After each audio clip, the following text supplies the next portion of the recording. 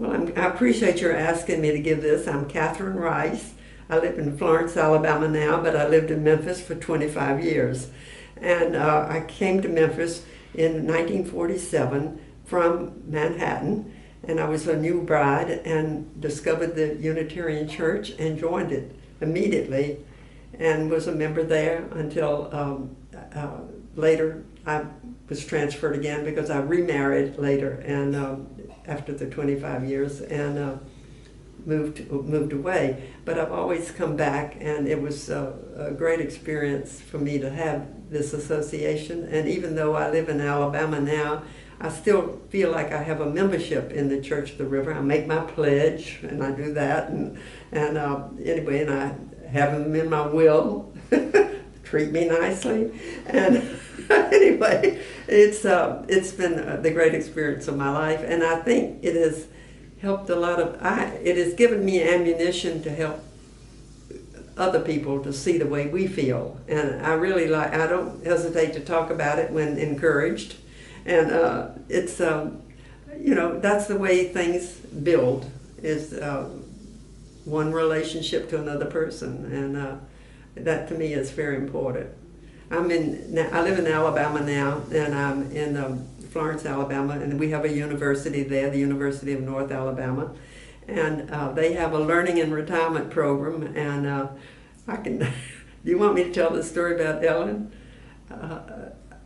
About Polly, about your mother Polly? Anyway, I'm in this comparative religion lecture course, and the subject of the 23rd Psalm came up, and we were comparing religions and symbols that different religions had, and how similar some of them were, like a river being sacred or a high place being sacred, and so forth.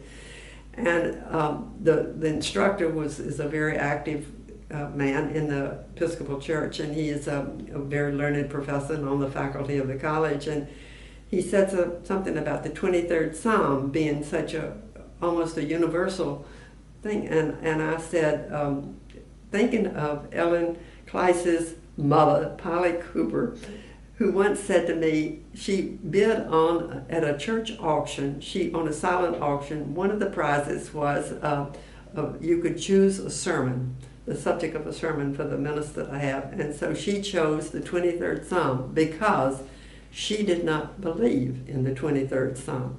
And I was telling this to all my group, and I said, she took issue with the 23rd Psalm because she said, I am not a sheep. Well, I said this in this class, told this class at UNA about this, and they all clapped and everything. And one woman came up to me afterwards, and she said, you do not know how much I appreciate your saying that about the 23rd Psalm. She said, I felt that way, but nobody has ever said it. She said, I used to raise sheep, and sheep are dumb.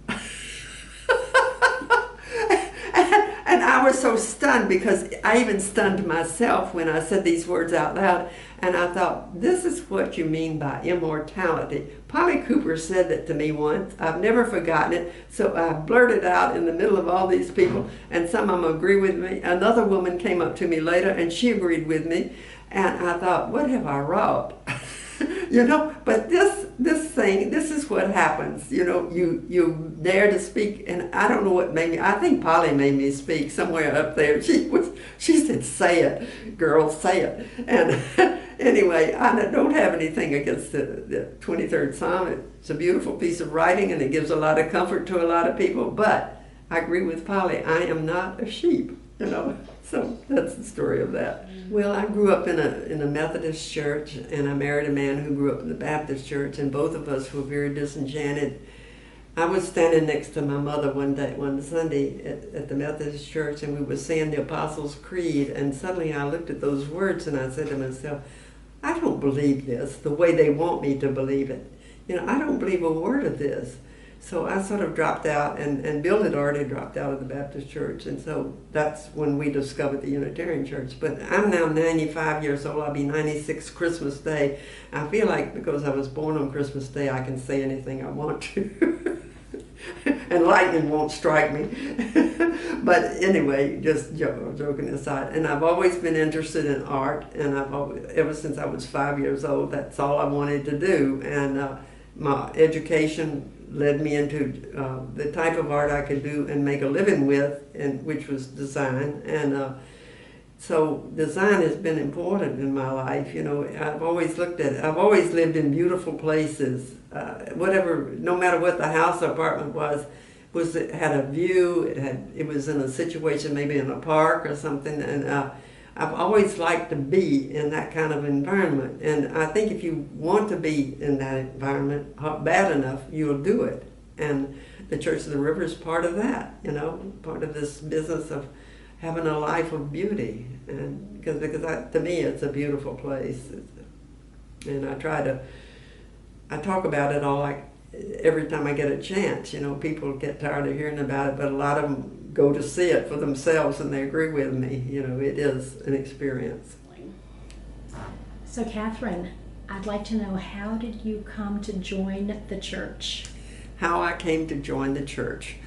I was just a newlywed. The war had ended. It was 1947, and we had moved to Memphis, and my husband was out at Millington being declassified, and he was talking to a naval chaplain about religion. He had fallen out with his, and the naval chaplain said, "You sound like a Unitarian."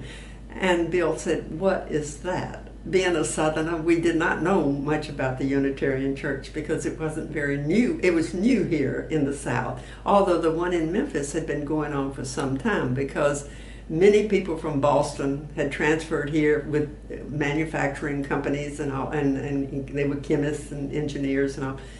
And they had wanted to have a church here, which they did. They established.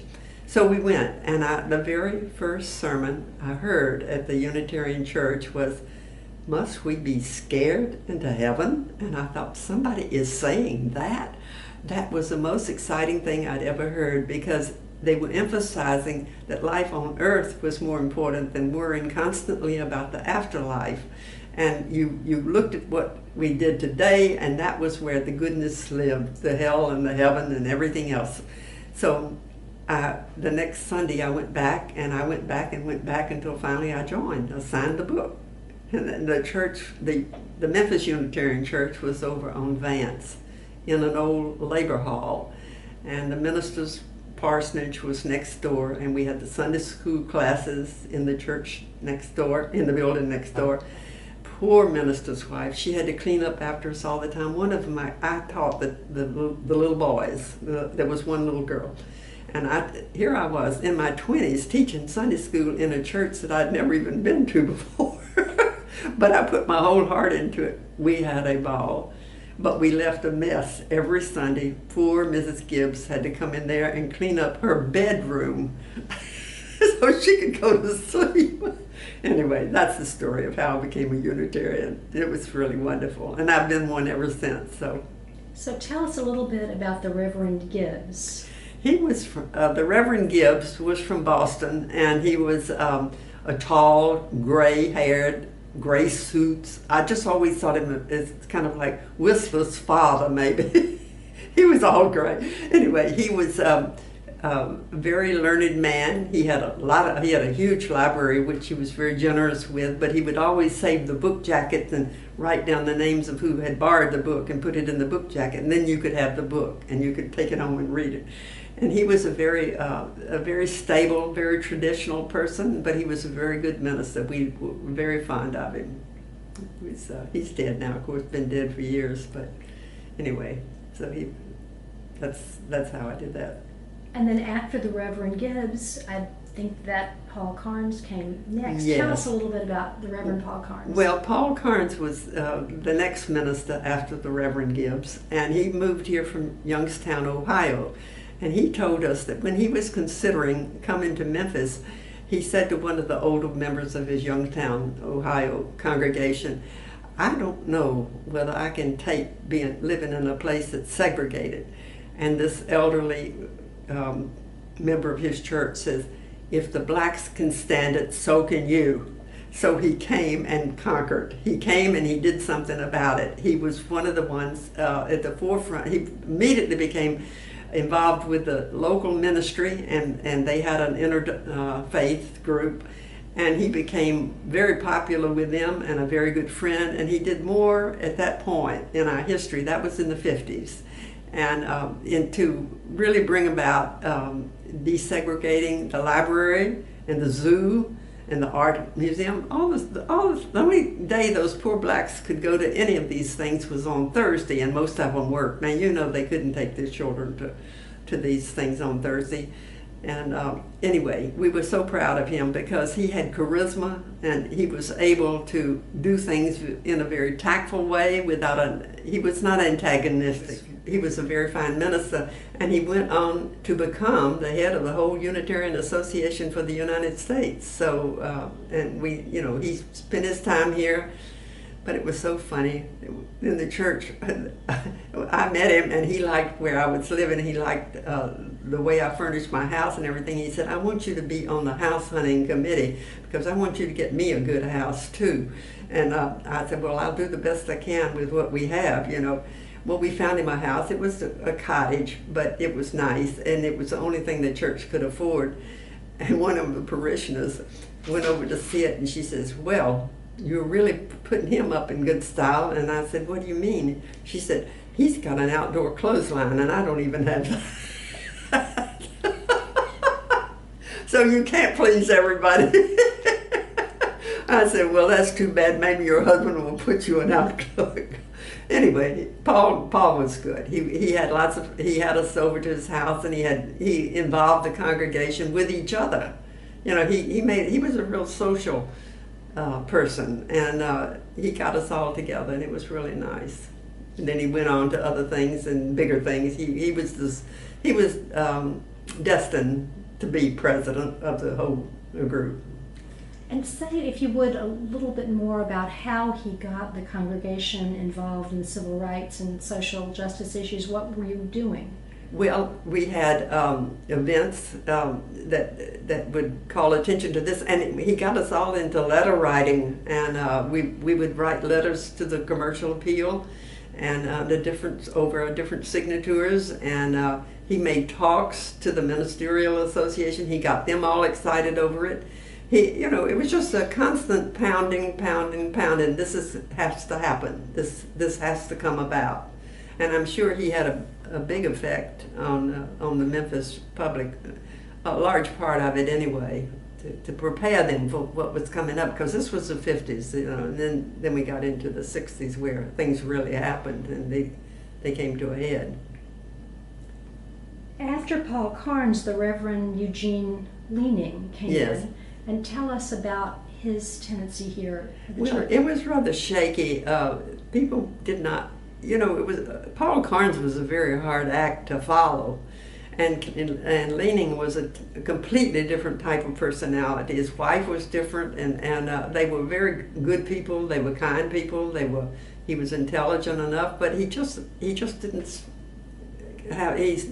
seem to get the response from the congregation that Paul did, and I never really understood. I was working full time downtown, and I wasn't at the church all the time. I came to choir practice and those different things, but I didn't get to see the action between the minister and the people who were working with him. So I really can't speak to that too much, except that I was glad that we were going to try to get someone else, because I thought the church was going to suffer, because he just wasn't, just between you and me, he wasn't terribly interesting. And we were used to such high quality people. He was a good man, and I felt sorry for him, really. Betty Kirk and I went to the annual meeting in San Francisco right after Leaning lost his job with us. And he was at the meeting, and it was really sad. He said something about having been fired, and that made us all feel so awful, because we really felt sorry for him. We didn't know I've never been in a situation like that before. So that's about all I can say about that. One of the things that I had heard is that he was too progressive for the church. Is that your assessment? Well, I didn't feel that was true, but because no, I just didn't get that feeling. But as I say, he was one of the ministers I had least to do with, so I really can't speak with much authority on that, except I just knew that they voted not to keep him. So, but following Paul Carnes, I don't, when they saw how successful he was, I just didn't understand how that could hold true. But anyway, that's enough of that. And then after the Reverend Eugene Leaning came the Reverend James Madison Barr. Yes, and he came on very strong. He actually had known Paul Carnes. I think one of them had been in the other one's wedding or something. They had been in theological school at the same time, and they were totally different.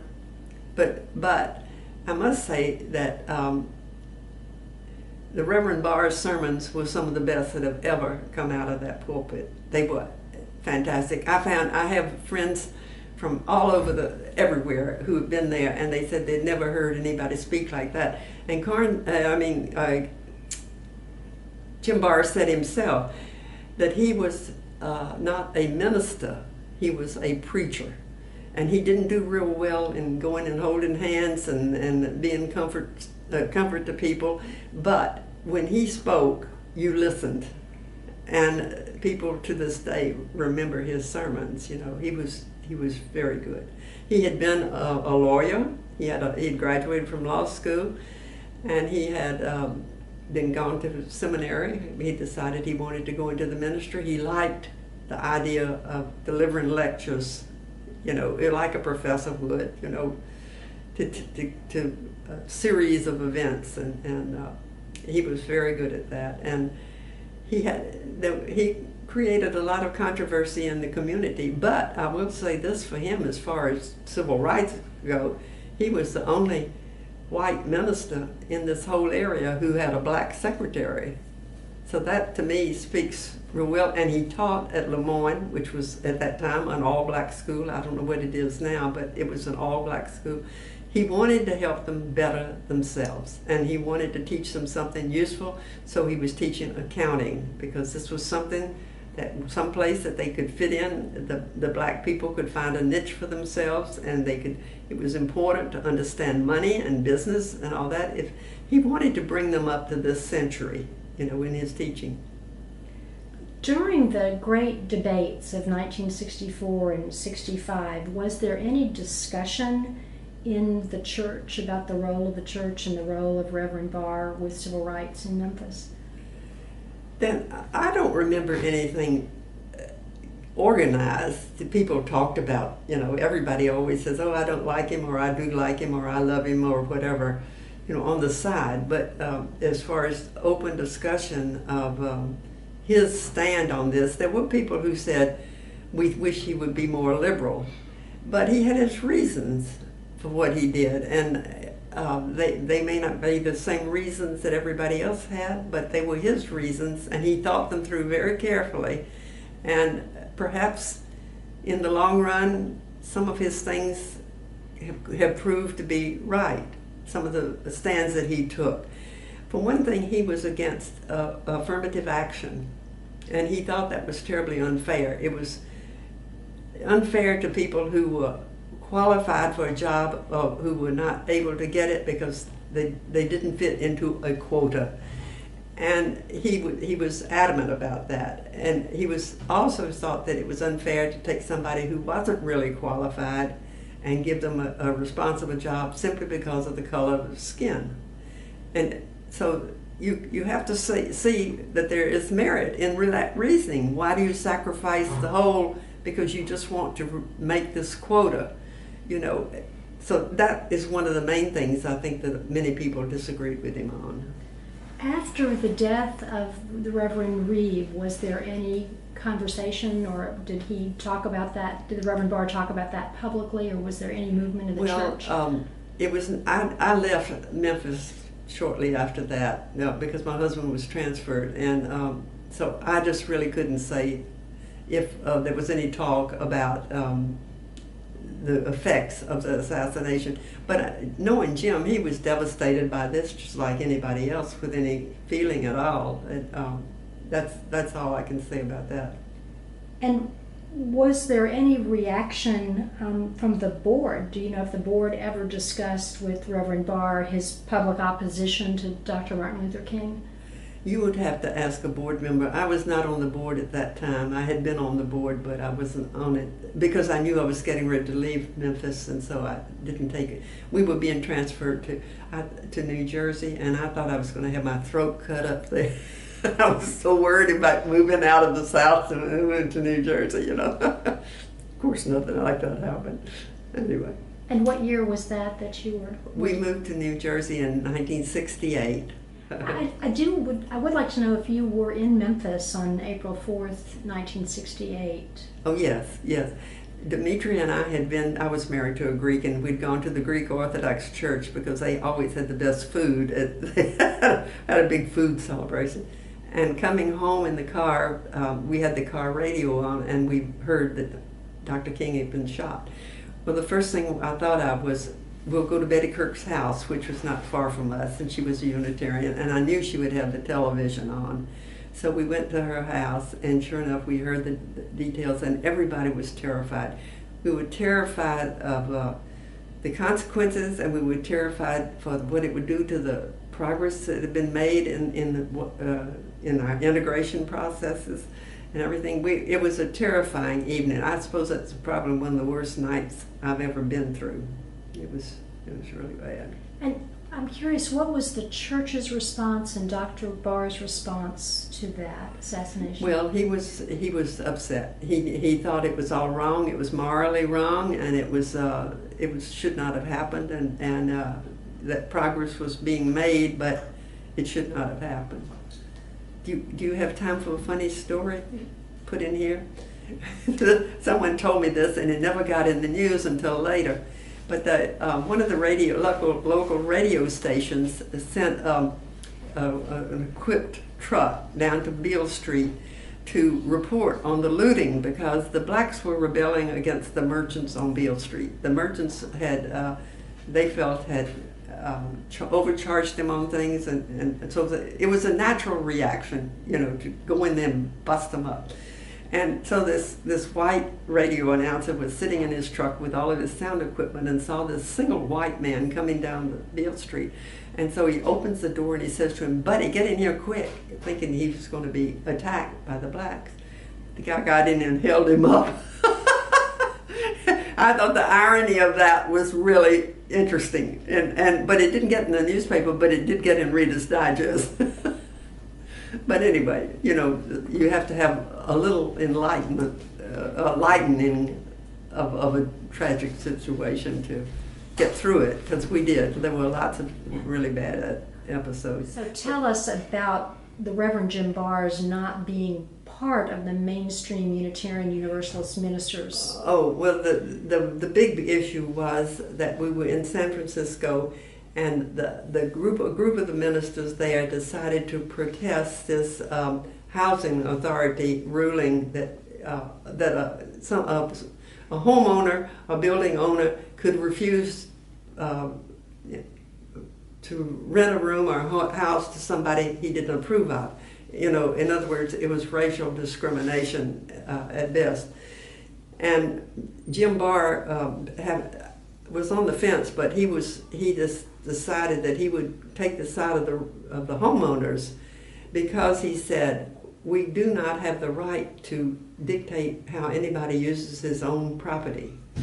And he was a great defender of personal property. He did not think you could go in and take anybody's house away from him or his car away from him or anything else, just on the premise of racial discrimination, and of trying to combat that.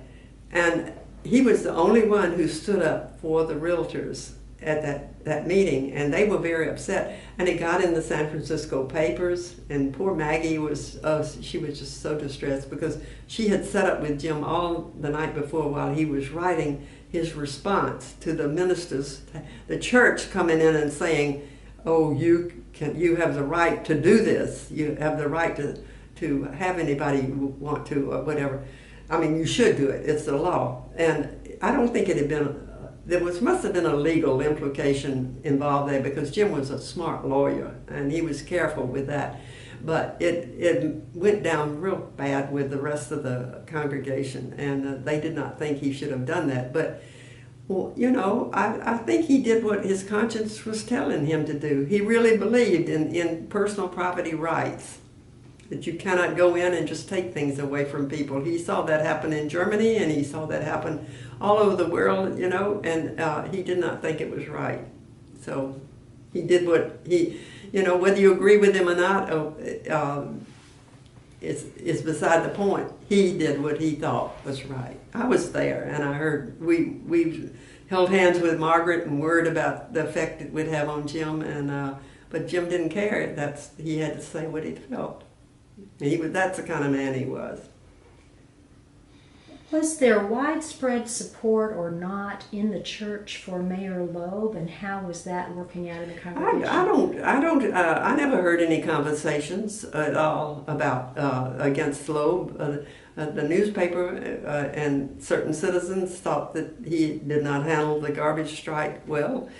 The garbage strike was a terrible thing because some of the things did not get in the paper that really went on that later we found out about. That was terrible, really terrible. And it was an unjust situation, and certainly they deserve sympathy and they deserve recognition for their hard work.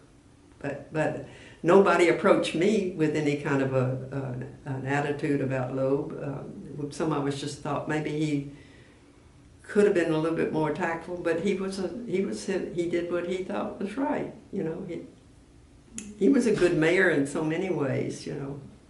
And I want to know, was there pressure from the congregation on Reverend Barr to take part in the Ministers Association to march against City Hall, and how did that happen? What happened in the congregation? Not to my knowledge. I wasn't privy to that. So, but remember, I was a working woman, and I was been over a drawing board 12 hours a day sometimes, and you know, I wasn't down there talking about these things. I was there every Sunday, and I talked after church with people, and I was in the choir, and we talked, but the choir didn't discuss many things like this. We didn't get into politics, and a lot of people thought that Jim Barr perhaps became too political in a sense, but we had a rule that you didn't really talk about politics from the pulpit. You know, that was not something you got involved in. But how can you keep Unitarians from talking about politics? It's impossible. Tell us how the Church of the River came to be the Church of the River. Well, for a long time we knew we had outgrown that place on Vance, and furthermore, we couldn't use that house next door as a parsonage because it was just it was too hard on the family, the minister's family. So we were looking for property, and the board appointed a building committee, and we had a meeting, and a congregational meeting. I remember it so well. I was sitting on the front row, and I always liked to sit on the front row because I was beginning to have hearing problems even then. And the building committee presented a lot that they had their eye on. It was out in the suburbs. And I listened for as long as I could listen, and I stood up. I was still in my 20s, and almost 30. And I faced Ed Daltram, who was one of our oldest members. He was on the back row, and I looked at him and I said, "Mr. Daltram, you know we can't do that. We are unique in this area. We are the only church in this point of Tennessee that serves, the only Unitarian church that serves part of Arkansas, part of Mississippi, and part of Alabama. There weren't any even fellowships in those areas." I said, "We need to stay right here in this downtown point, and we need to be on the river, because that is a focal point of everything in this. And I don't think that we should for a minute consider going out into the suburbs and being just like everybody else. All the Baptists and the Methodists were all out in the suburbs, you know." Well, Jim Barr came up to me later and he said, "That was right. I think you're absolutely right." And so I told him about my image that I had seen. There was a little ferry that went up and down the river. It was made up to look like a steamboat. And Tom Meanley was the captain. He wore a captain's cap. He had a microphone, and he would take tourists up and down the river and point out all the sights to them. And one time he pointed to the bluff, and I was there. I had an out-of-town visitor, and I was on his boat with him. And this was prior to this Unitarian meeting. He pointed to Bob Sanderson's White House that stood up on that bluff. And he said, "Ladies and gentlemen, you see that house up there on the bluff?" He said, "That is the very spot where De Soto discovered the Mississippi River for the United States." I thought he's trying to catch us. He wants to see who's paying attention. Anyway, but the picture of that house up there on the bluff had never faded from my mind. And I told Jim, I said, "I just see a church up there on that, where that house is," because the FHA was about to tear all of those houses down. They were going to clear off that land, and it was a shame because it was a real artist colony. There were a number of artists who lived there. Roy Harville even had his office there, and he later became the architect for the Church of the River. So that was an interesting experience, and I told Jim about it, and he said, "You're absolutely right." Well, when we got this contemporary building design, I said, "Jim, this isn't exactly what you envisioned, is it? You thought it was going to be like a plantation house with columns." And did you? And then we laughed about that, but it's a remarkable building, and it really is, and I was so glad we did it. It reminds me of walking into a camera. You know, you're looking through the lens of the camera at this river, and the whole thing just gives me this feeling like we are recording history here. You know, we are recognizing history, and we're recognizing nature, and we're recognizing all the things that are important to us. So that's the story of that. Tell us how it came to be to persuade the congregation that this was the right thing to do in getting the property, getting the design, raising the money. Well, it wasn't too difficult. I think they got excited over the idea too, because Jim Barr didn't wait very long to go to an auction, and he and a restaurant owner were the only two people who bid on that piece of land. Can you believe it? And he got it. He got it over the restaurant, and a restaurant by this time would have probably gone out of business 2 or 3 times and changed managements 2 or 3 times in the course of the years. So it was really a blessing for Memphis that Jim Barr was there, and I've always been. He was a real tiger when he got started on something. He knew how to go about it, and he really worked a miracle getting that piece of property. But I think once the congregation thought about it, I think they got excited over it, you know, because the river, I mean, throughout religious history, rivers have been important. Look at the Indians, how they bathe in the Ganges River, you know, and feel like water is a holy thing, you know. It's a good religious symbol, and it's regardless of what your religion is, it's something that ties you into what is eternal, you know. So anyway, that's the story of that. And I'm wondering, what's it like for you now to worship at the Church of the River? Oh, it's. I feel like I'm going to Mecca. I feel like, you know, like every time I go down there, I think I'm making a pilgrimage. You know, it's a wonderful experience to walk in there, and it's so wonderful to hear the choir and to hear the beautiful piano that one of our wonderful donors has given us, and. I don't know, it's just a good experience, and I have been there many times, and I've taken visitors, and I don't go there as often as I want to because I don't drive anymore, and I have to, it's so much trouble to get somebody to agree to come. Once they know that I'm going to the Church of the River, it's all right, they like to come. But one time I had a friend from Iran, she still calls it Persia, and she was a pediatrician from Birmingham, and she moved into Florence, Alabama, married a Florence man, and was there for a while. And one time I asked her if she'd like to go with me to this church. She was, I guess she was a Muslim, I don't know. She had a prayer rug in her house and all that. So I took her down there, and she was just absolutely overwhelmed. She said, "This is the most beautiful place I think I've ever seen." And that it made me almost cry, because I thought, you know, we are all looking for the same thing. We're all sort of looking for that tranquility and that peace of mind, and that we don't know the answers to things, and so just get involved in what you have, you know. I didn't tell that very well, but that was a good experience of taking that particular woman to the church, and you know, she didn't shy away from it. She responded to it, and that to me was gratifying, you know. I'd love to know what your hopes are for the church.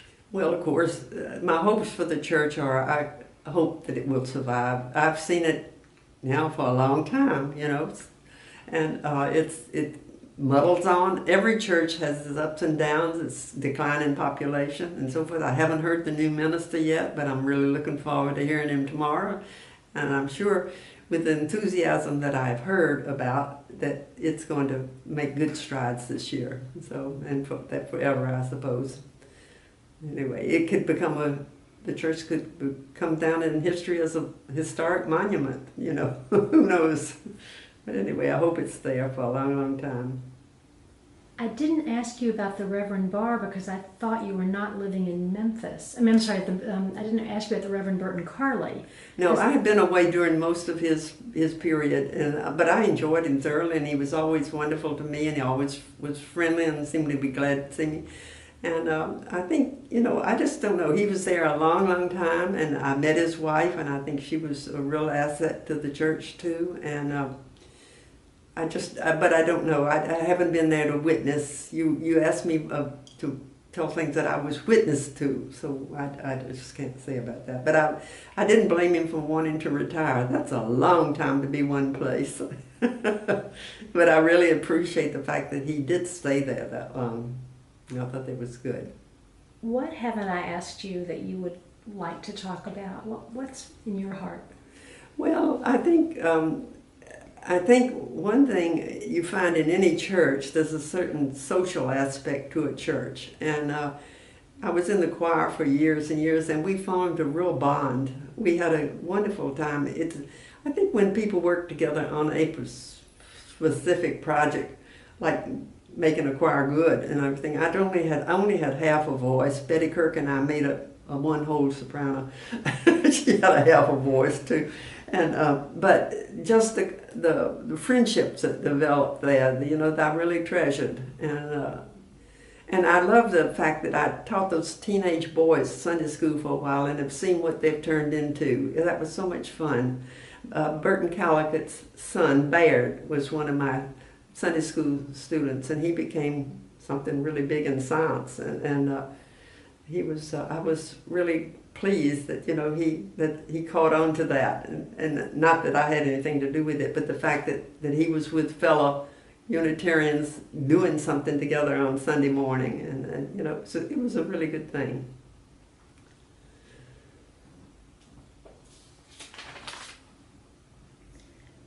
One more thing. Did you ever have any private conversations with the Reverend Jim Barr about any of his stances on any civil rights issues or any of how he came to his decisions about what was the right thing for him to do or for the church to do? We didn't get into any of that very deeply. I didn't feel that it was really my place to put him on the spot about anything, but if he volunteered anything, you know, that was fine. But I think he was a fair man. I don't think you could say he was an unfair man by any means, because of the way he really wanted to help educate the blacks. You know, he knew that they were lacking in so many things in their educational system because the schools were just not as good as the white schools were. And he tried to overcome that personally, and by giving them something practical to go on. And I think that was the whole point. That he was afraid we were rushing too fast into something that was going to backfire on us. He gave me that impression. But you know, it's hard to speak for someone who's not here to defend himself. Maybe I misinterpreted it, you know, but. I never felt he was. I never felt he was a racist. I felt that he was fair, and he wanted fairness for them too. He didn't want to give them a sense of enlightenment that maybe they weren't able to rise to, and because let's face it, the blacks was so behind the whites, and not all of them. You know, there were exceptions on both cases, but you felt like something had to help them. And, okay, let them come to these public places because they pay taxes and all, and improve their schools and make them integrated with the other schools. But as I said, he didn't believe in this whatever I called it before, you know, but fill in the quotas in business. I'm old, so I forget what I've said.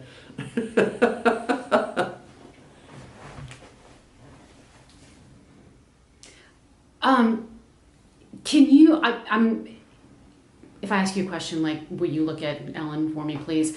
I'm just interested in any details about moving downtown.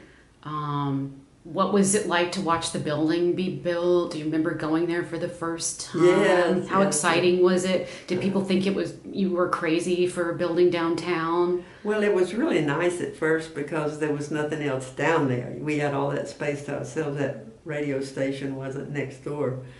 I've always been sorry that it kind of got in the way, but you know, people have to make their profit. I was glad to see residential areas being built down there because I thought that we need this. You know, maybe this will help. Because there were lots of complaints about having to drive so far to go to choir practice, for instance. You know, drive if you live way out east and have to go down there. But you have to be somewhere, and no matter where you're going to be, somebody's going to be far away from you. You know, and so I don't know. I was a little surprised that some of the people who broke away and went to the new church, but you know, that's their prerogative. It's okay. It happens in every religion. There's always somebody who wants to go and start over and start it and do it his way. You know, and I would never. There's no other place in Memphis I would go to church, but this one place because I think it has it all over everything else. You know, its contribution to the overall welfare of the community and its spiritual quality. I really don't care what the minister says. I just love being in that room. But I do, when a minister is really good and has something to say, I go home filled with this and I'm happy for it, you know, so.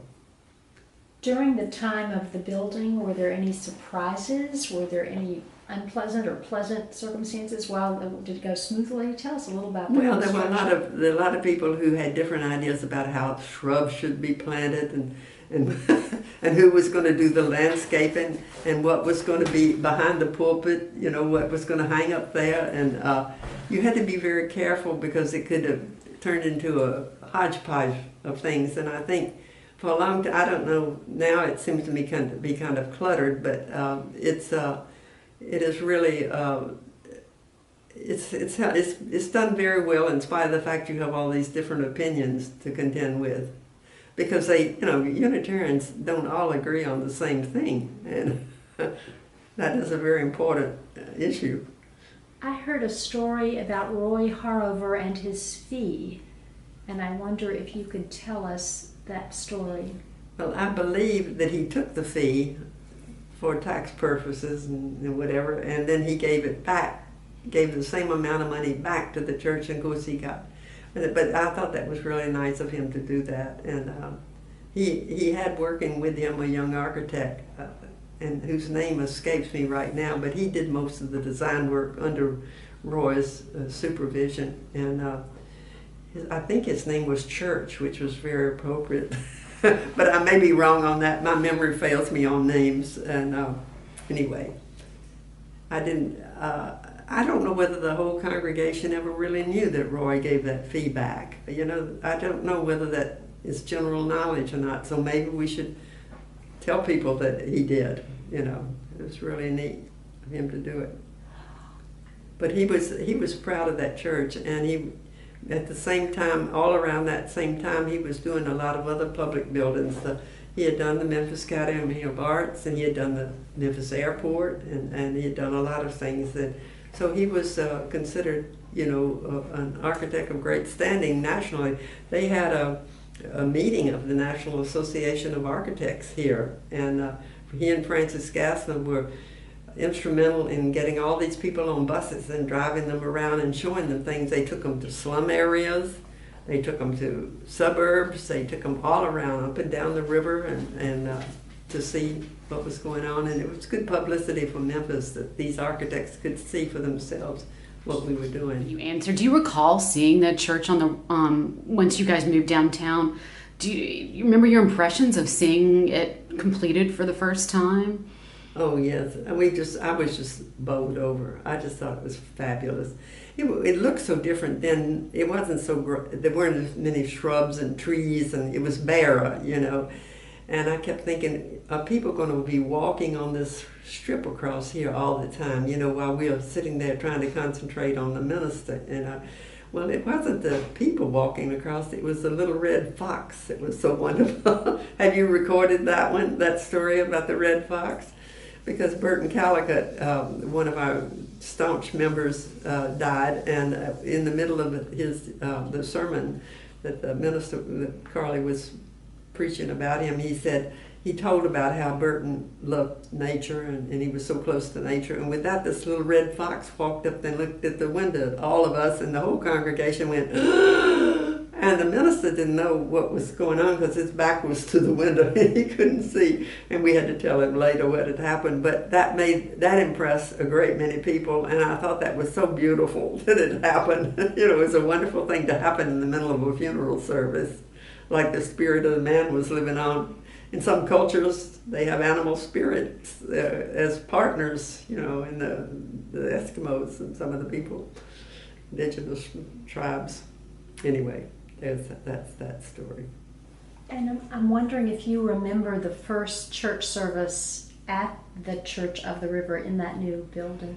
No, I don't. I think we were also, I really don't remember the sermon at all. I just remember the feeling that everybody had. It was so exciting, just sitting there.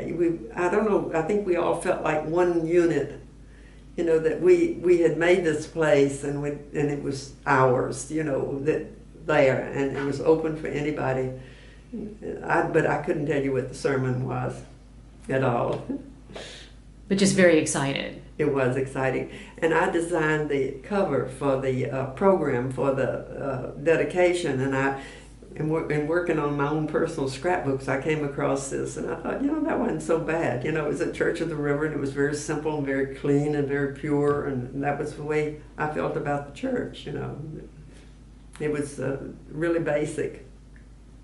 When you had the idea, you were not even 30 years old, and you were a young woman who stood up to the powers of the church. How did you come to do that? I didn't think of it as doing that. I thought of it as a design project, you know, because I had been trained to make the best choices in what you use and everything. All I could think of was, we designed this like a cup, like a chalice, you know, and of course the chalice is a Unitarian symbol anyway, and it was something that had to be done. It just had to be done. There wasn't any question about it. I don't know, but that was the way I was trained. That's the way my background was built, and so that's how it came about. It wasn't that I was even looking for any kind of recognition at all. It was just, we had to do this because this is our chance to do this. You know, I wasn't afraid to speak up to those people, you know, who were all older than I and had been there. Some of them had already been there 25 years, you know, and I was just new. But that was all right.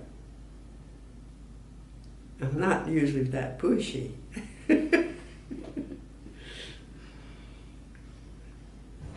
I don't know what else to say. I think that just about summarizes it all.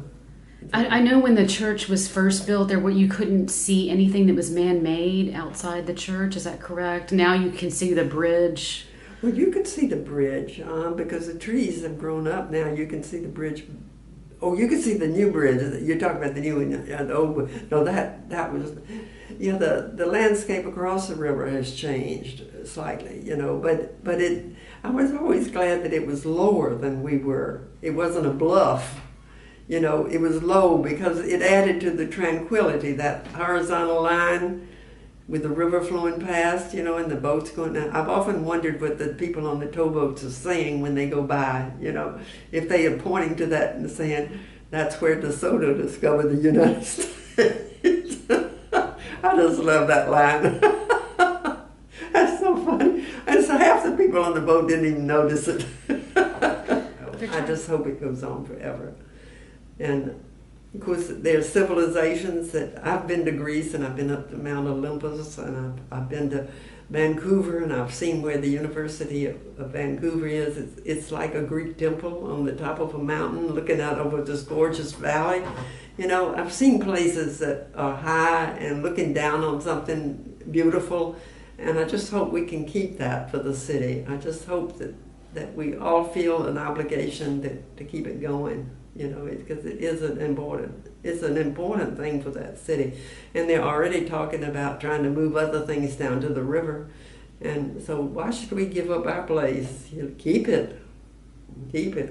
That's where the action is.